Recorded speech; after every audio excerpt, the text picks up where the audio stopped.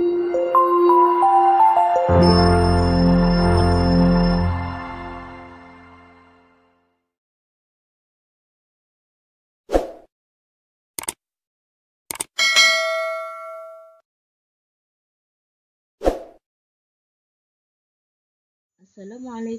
warahmatullahi wabarakatuh.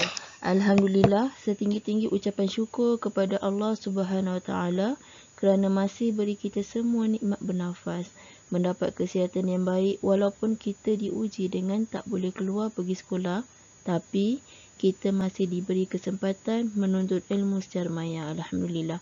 InsyaAllah kali ini kita akan belajar pelajaran pertama, iaitu tajuk adab berjual beli. Pengertian jual beli ialah akad tukar menukar barangan atau perkhidmatan dengan wang secara redha antara pembeli dan penjual bagi tujuan pemilikan kekal. Sebagai contoh, saya menjual popiah carbonara. Sedap kan? Dan awak nak beli, maka berlakulah satu proses jual beli. Saya beri kepada awak popiah carbonara dan awak bayar kepada saya harga popiah itu seperti yang telah kita persetujui. Dan saya pun melakukan akad melalui lisan.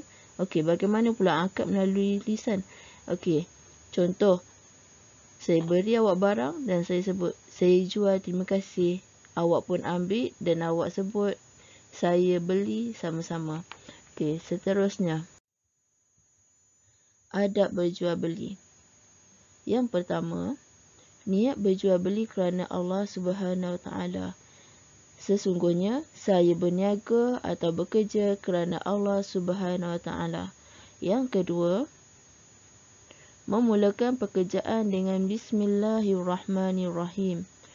Yang ketiga, memberi layanan mesra kepada pelanggan. Sebagai contoh, kita mengalukan kedatangan pelanggan ke kedai kita. Jemput masuk puan, jemput masuk encik, selamat datang.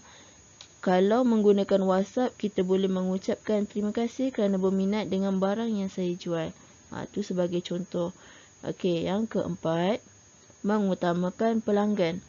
Tetapi bila masuk waktu solat ataupun azan sudah berkumandang, kita wajib mendahulukan solat.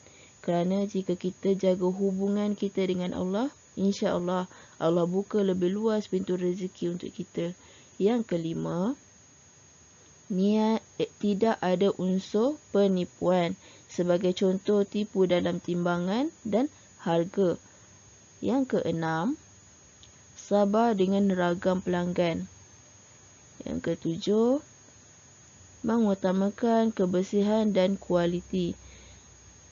Kerana Islam amat menitik beratkan kebersihan. Kebersihan itu kan separuh dari iman. Okey, yang ke-8, menggunakan bahasa yang sopan dan lemah lembut. Yang ke-9, jujur. Dalil tuntutan berjual beli. Firman Allah Subhanahu Wa Taala, A'udzubillahi minasyaitonirrajim. Wa ahallallahu al-bai'a wa harrama riba. Daripada surah Al-Baqarah ayat 275, bermaksud, dan Allah menghalalkan jual beli dan mengharamkan riba. Apa itu riba? Okey, riba ialah bunga atau hasil keuntungan yang diambil secara berlebihan tanpa persetujuan si pembeli.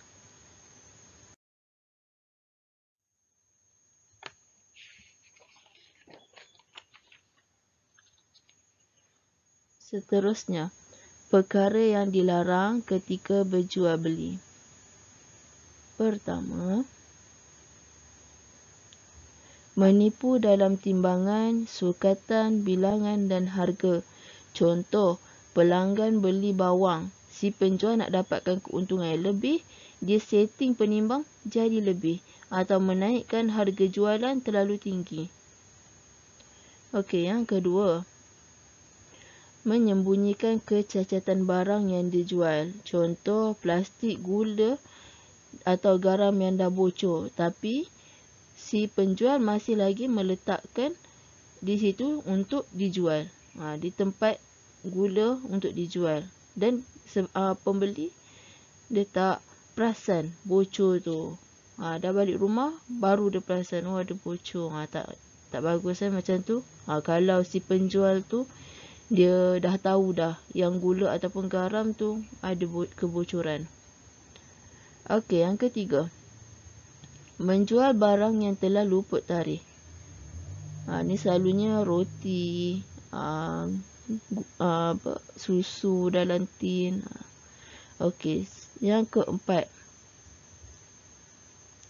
barangan yang dijual tidak berkualiti. Contoh, baju yang koyak ataupun tin yang kemik dan sebagainya. Okay, seterusnya, mari kita lihat apa fadilat atau hikmah beradab ketika jual beli. Pertama, perniagaan bertambah berkat dan maju, insya-Allah. Yang kedua, memenuhi keperluan masyarakat. Yang ni menyenangkanlah para pembeli, menyenangkan masyarakat, menyenangkan semua orang. Orang pun seronok datang ke kedai untuk membeli barangan. Dan yang ketiga, dikasihi Allah, Rasulullah dan masyarakat. Okey, yang keempat, membantu golongan yang tidak bernasib baik. Sebagai contoh, sekarang kita boleh lihat beberapa kedai yang membuat bank sumbangan barang keperluan atau nama lainnya, tempat letak barang sumbangan keperluan harian kepada orang yang memerlukan. Jadi secara tidak langsung, tuan kedai boleh bersedekah ataupun pelanggan yang ingin menyumbang juga boleh meletakkan barang sumbangan di tempat yang disediakan. Okey, dan yang kelima, membantu meningkatkan ekonomi umat Islam. Okey, seterusnya, akibat tidak beradab ketika berjual beli. Yang pertama, dibenci Allah dan Rasulullah. Ni termasuklah juga, samalah dengan tidak dikasihi oleh Allah dan Rasulullah. Okey, yang kedua, rezeki tidak berkat. Sentiasa rasa tidak cukup. Okey, yang ketiga, pelanggan hilang kepercayaan. Okay, pelanggan sudah tidak mahu datang ke kedai disebabkan tidak senang dengan kelakuan si penjual ataupun kenaikan harga yang terlalu mahal. Jadi pelanggan akan cari ke kedai lain. Okey, dan yang keempat, berlaku penipuan, pengkhianatan dan kezaliman. Inilah perkara yang paling dibenci oleh Allah Subhanahu Wa Taala.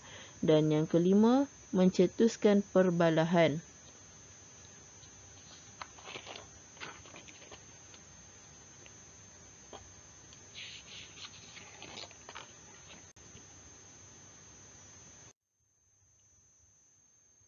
Ahli perniagaan di kalangan sahabat. Okey, antaranya ialah Sayyidatina Khadijah, yakni isteri Nabi Muhammad sallallahu alaihi wasallam.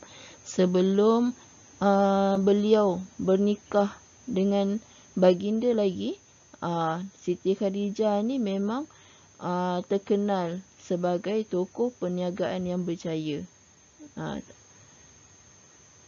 Yang kedua, Sayyidina Abu Bakar, sahabat yang paling dicintai oleh Nabi. Beliau banyak melakukan kerja-kerja kebajikan dan membantu golongan orang yang memerlukan. Okay, yang ketiga, Sayyidina Abdul Rahman bin Auf. Beliau juga seorang ahli perniagaan yang masyhur. Okay, dan yang terakhir, Sayyidina Uthman bin Affan, seorang ahli perniagaan yang sangat terkenal sebelum dan selepas keislamannya, dan ramai lagi. Dan hasil daripada perniagaan mereka diinfakkan untuk kejalan Allah. Sungguh besar pengorbanan mereka. Ini adalah akad semasa berjual beli. Si penjual mengatakan saya jual, dan yang si pembeli pun menyebutkan saya beli. Sampai sini sahaja video saya kali ini. Yang baik segalanya datang daripada Allah, yang buruk itu dari kelemahan saya sendiri. Sekian. Assalamualaikum warahmatullahi wabarakatuh.